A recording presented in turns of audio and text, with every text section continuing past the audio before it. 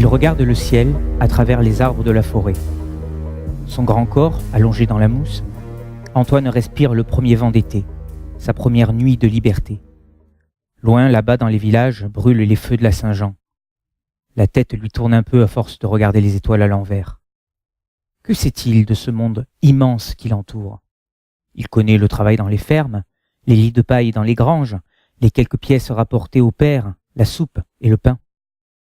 Voilà plus de 15 ans qu'il est journalier, de ci, de là, pour les foins, les pommes de terre ou la vigne. 3 jours chez l'un, 2 jours chez l'autre, et il n'a que 29 ans. Parfois, Antoine dit à son père, « Père, je n'aime pas aller chez les autres. » Et le père répond, « Tu n'es qu'un feignant, et nous sommes pauvres. Chaque homme doit nourrir sa propre carcasse. » Ces jours-là, la mère coupait le pain moins épais et rationnait le fromage en geignant. Qu'avait-elle fait au ciel pour avoir mis au monde un fils aussi ingrat? Alors Antoine s'est tu. Il a pris l'habitude de ne parler qu'à lui-même, silencieusement. Dans son village de Saint-Martin-Brétancourt, il ne connaît pas les jeunes gens de son âge, il ne fréquente pas les demoiselles, il ne rit pas, ne danse pas, il traverse son existence comme si elle ne lui appartenait pas, comme s'il était à un autre. Puis, à force de silence, l'idée est enfin apparue ce matin du 24 juin 1824. « Père, je vais me placer à Dourdan, vous ne me verrez plus. » La mère a fait un baluchon d'une blouse de rechange et d'une paire de sabots, et Antoine est parti. C'était si simple de mentir. Enfin la route irait où il voudrait, et sa route à lui serait la solitude. Au bout du chemin, il trouverait sa maison, la forêt, immense et silencieuse. Il ne parlerait plus, les arbres lui tiendraient compagnie. C'est fait. Il a traversé la ville d'Étampes, a marché sur la Ferté-Alais, et s'est engouffré dans les bois de Montmirault. À présent, il est calme. Sa tête est fraîche, son corps au repos dans une clairière, et il regarde les étoiles tourner au-dessus de lui, à travers la cime des arbres. Il respire l'odeur des feuilles, et la lune de juin, énorme et ronde, le fait sourire de volupté. Va-t-il dormir ou danser de joie? Il danse, il fait des bonds silencieux, lève les bras vers le ciel, soûl, ivre de bonheur sauvage, et s'écroule le nez dans les feuilles, le front dans l'herbe, pour dormir comme il n'a jamais dormi, d'un sommeil sans rêve, lourd et bienfaisant. Il s'appelle Antoine Léger, et il ne s'appelle plus. Personne, plus jamais, ne l'appellera comme un homme. Il n'est plus un homme. Il est libre et seul, délivré des autres.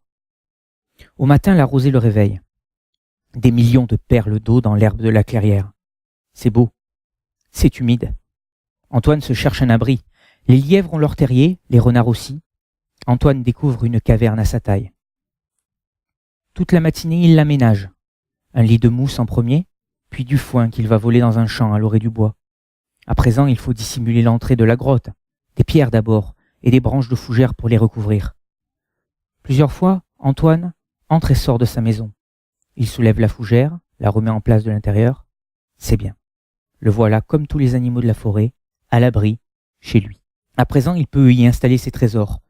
Un couteau de chasse, court et large, à la lame tranchante et pointue qu'il affûte sur une pierre. Les sabots enroulés dans sa blouse lui feront oreiller. Dans les sabots, quelques pièces données par la mère pour son voyage, et c'est tout. Il a mangé son pain et son fromage la veille. La faim lui tenaille l'estomac. Antoine s'en va chercher pitance dans les potagers des fermes qui longent la forêt. À plat ventre, sur la terre chaude, il déterre des oignons frais, arrache des artichauts, cueille des pois et grignote en passant des poignées de persil. Au bout de quelques jours, il a suffisamment dévasté les jardins pour avoir peur d'être pris. Alors il change de coin, évite les maisons et les chemins. Il se contentera de ramasser des épis de blé et les fruits des bois. Le soir, dans sa grotte, il émiette les épis dans sa main. Une poignée de grains dorés et pointus sera son repas, accompagné de fraises des bois minuscules, rouges et sucrées. Quelquefois des pommes sauvages, à peine plus grosses que des noix, dures et vertes. De rares framboises poussent à la lisière du bois, du cassis. Au début, il a trouvé quelques champignons, mais l'été est là maintenant, bien installé, chaud, et la nourriture se fait rare. Trop rare. Antoine s'abreuve aux sources pour se remplir l'estomac. Son grand corps maigre crie famine. Juillet est bien entamé. Il faut sortir du bois. Avec les quelques pièces qu'il a conservées, Antoine affrontera le monde. Il est sale, barbu, son pantalon est effrangé, sa chemise n'a plus de couleur, et les habitants de la Ferté-Alais le regardent passer avec curiosité. Un vagabond, sans plus.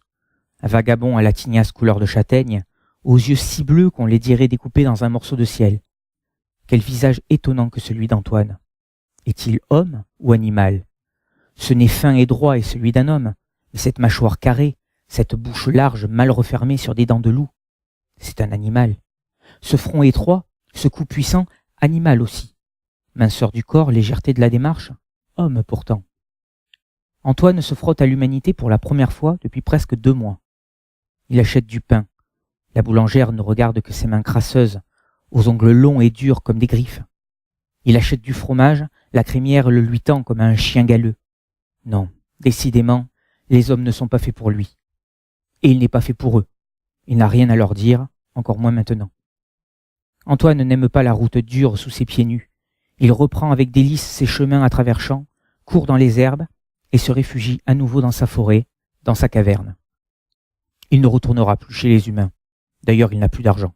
Les derniers liens qui l'unissaient encore à ses semblables n'existent plus. La sombre histoire d'Antoine commence à l'abri des grands chênes. Il a faim. Faim de viande. L'homme est un omnivore, les baies et les fruits ne lui suffisent pas. Ses dents réclament quelque chose à déchirer, à broyer. Tout son être est tendu, caché dans les buissons. Il guette au terrier d'un lapin.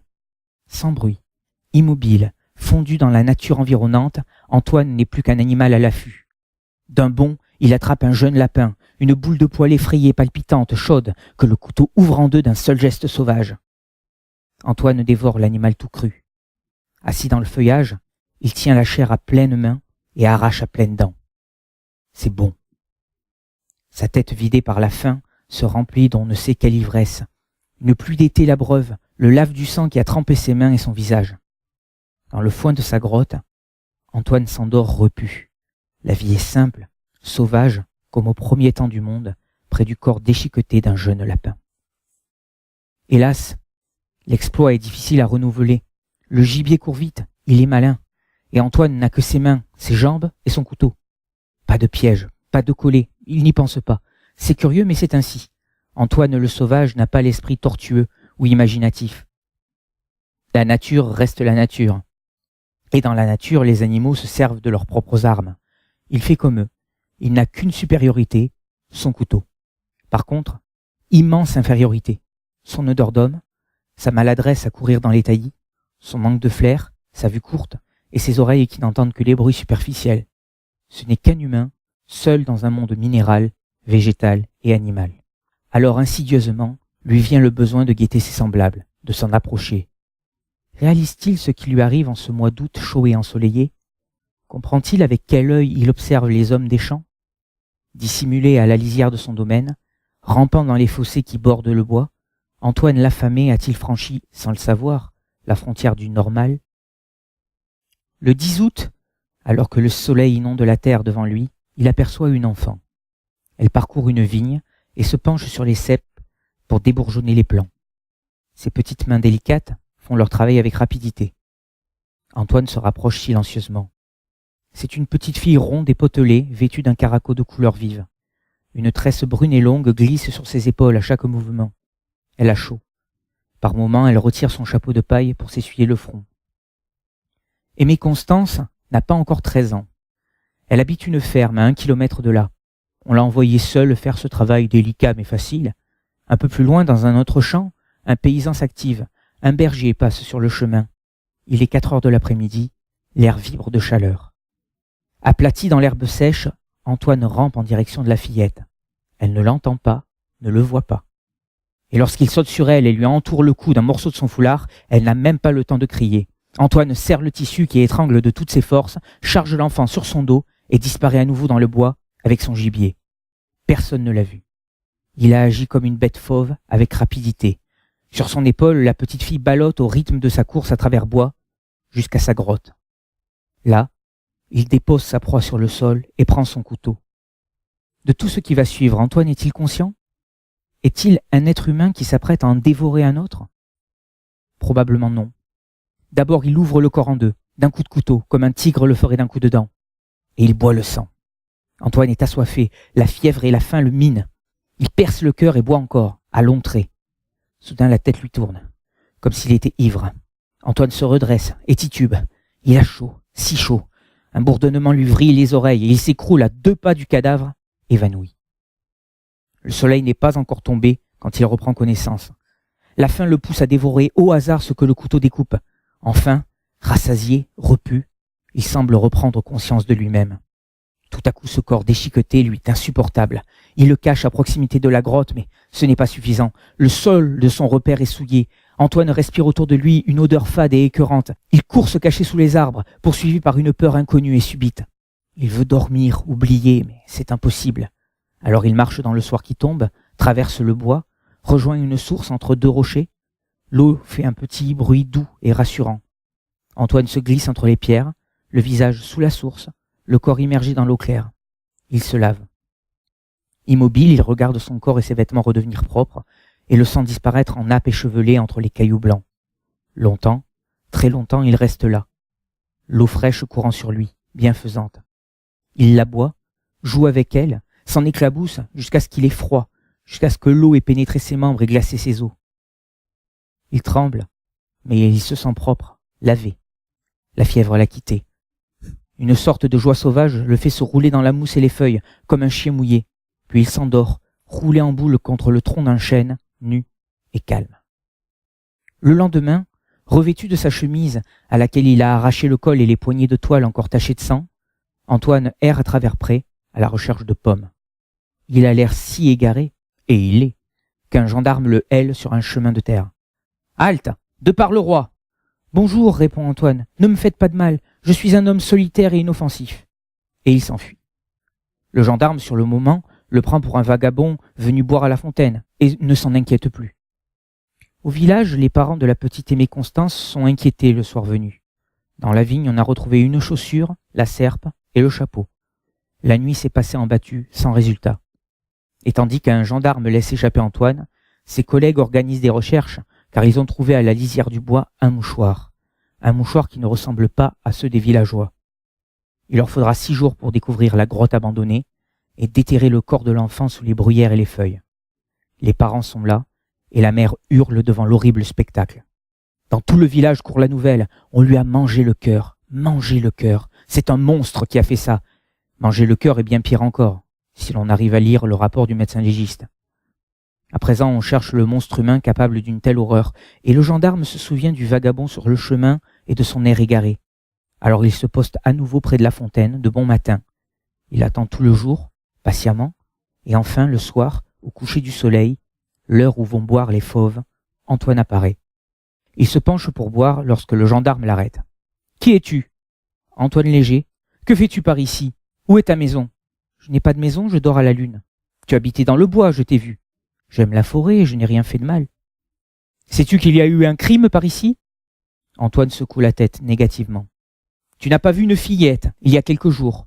Antoine fait toujours non de la tête. Mais le gendarme remarque son regard et ce regard lui fait peur.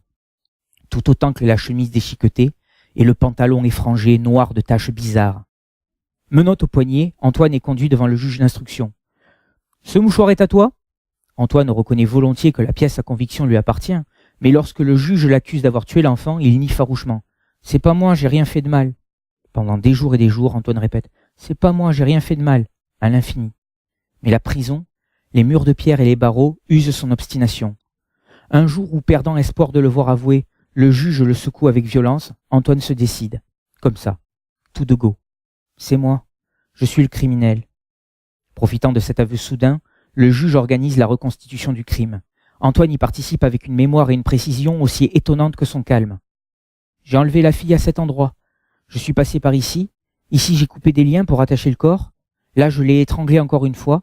Ici, j'ai mangé et j'ai bu. J'étais tourmenté par la soif et la faim. Là, je suis allé dormir. Ici, je me suis baigné à la source et j'ai arraché le col et les poignets de ma chemise. Ils sont là, sous cette pierre. » On les trouve effectivement. Et c'est là la preuve décisive, car les aveux d'Antoine sont si bizarres, si détachés, que l'on pourrait penser à un fou, simulateur, désireux d'attirer l'attention sur lui. Sur ces indications, on trouve aussi son couteau et son nouveau refuge, une tanière de renard agrandie où il dormait depuis le soir du crime. Le juge lui demande pourquoi il a fui la grotte. Avait-il des remords ? Antoine l'anthropophage ne connaît pas le mot remords. Il s'arrête entre les 2 gendarmes qui l'encadrent et semble réfléchir le front plissé. Depuis qu'on lui a rasé la tête en prison, qu'il est épouillé et revêtu du sarrau réservé aux prisonniers, Antoine n'a plus l'air de rien. Il n'est plus rien, ni homme des bois, ni homme tout court, s'il le fut jamais. Il ressemble à un pauvre fou triste qui débite sur un ton monotone. Les oiseaux criaient autour de moi, des corbeaux et des merles. J'ai caché le corps, je n'avais plus faim, mais j'avais peur. Le juge intervient. Tu avais peur parce que tu avais mal fait. Mal fait, oui. J'avais mal fait, sûrement. Je ne sais pas. Les oiseaux me faisaient peur. Ils voulaient manger aussi, mais l'eau de la source m'a fait du bien. As-tu conscience, Antoine, que tu as commis le crime le plus grave, celui qui te mènera en enfer? Tu es un anthropophage. Antoine lève un regard absent vers le juge. Que veut dire anthropophage? Tu es un homme sauvage, une bête sauvage, sans Dieu ni loi. Tu es maudit. Il baisse la tête. Si le juge le dit, il doit être maudit. C'est la seule chose qui semble le toucher. Il la répète, comme pour s'en convaincre. Je suis maudit, maudit, maudit. De retour dans la tranquillité de son bureau, le juge, un homme nerveux, petit et profondément choqué par ce criminel inattendu, attaque un autre sujet. Antoine, as-tu violé cet enfant? Antoine se tait en regardant ses mains avec attention. Antoine, le médecin dit que tu as pu la violer. C'est un péché aussi grave que les autres, tu dois l'avouer. J'ai fait tous les péchés, monsieur le juge. Laissez-moi tranquille à présent. Est-ce que je peux dormir? Cette réponse figurera dans l'acte d'accusation sous la forme affirmative, car Antoine est jugé le 23 novembre 1824 en cour d'assises de Seine-et-Oise sous la double inculpation de viol et d'assassinat. L'anthropophagie fait partie de l'assassinat et aggrave ce chef d'inculpation. Dans le box des accusés, Antoine Léger, 30 ans, crâne rasé, regard éteint, le teint pâle, a l'air d'un idiot du village inoffensif. À la première question, l'accusé est-il coupable de viol? Le jury répond oui, et Antoine se met à hurler « Non, c'est pas vrai !» comme s'il avait subitement compris ce que viol veut dire. À la deuxième question, celle de l'assassinat volontaire, réponse oui. Antoine se tait. Il regarde le plafond avec une obstination stupide. À la troisième question, l'accusé était-il en état de démence au moment du crime? Le jury répond non. Un non catégorique, motivé par la déclaration et les réponses lucides d'Antoine, qui a donné tous les détails de son épouvantable repas d'anthropophage sans aucune défaillance. L'avocat désigné d'office avait pourtant plaidé la folie, en décrivant son client comme un anormal et un asocial vicieux. « Accusé, levez-vous, dit le président, et veuillez écouter la sentence. » La condamnation à mort est prononcée au milieu d'un murmure de satisfaction du public. Le condamné aura la tête tranchée. Antoine Léger entend, regarde la foule, les juges et une dernière fois le plafond, sans manifester un intérêt quelconque. Et quand les gendarmes lui remettent les menottes pour l'entraîner hors de la salle, il a un curieux sourire fatigué, un sourire qui étire ses lèvres épaisses sur des dents de loup, blanches et solides. Et une dernière fois, la foule maudit Antoine, l'anthropophage, dont le cou mince et nerveux sera tranché proprement, selon les règles de la civilisation, à l'aube du 30 novembre 1824, devant une foule hurlant de satisfaction.